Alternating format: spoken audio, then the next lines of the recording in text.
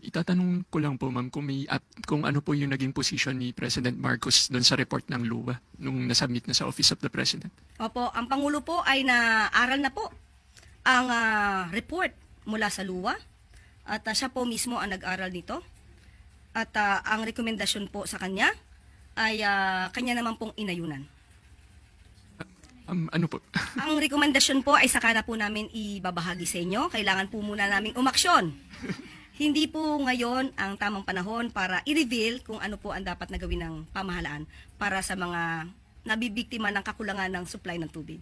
Pero may immediate marching orders po ba si President sa LUWA or dun sa other 8 concerned government agencies? Kapag tayo po ay nabigyan na po ng pagkakataon na maibigay po ang detalye kung ano man po ang gagawin ng gobyerno at pamahalaan para sa mas mabilis na pag-aksyon sa mga biktima nito ng kakulangan ng supply ng tubig, ibabahagi ko po sa inyo.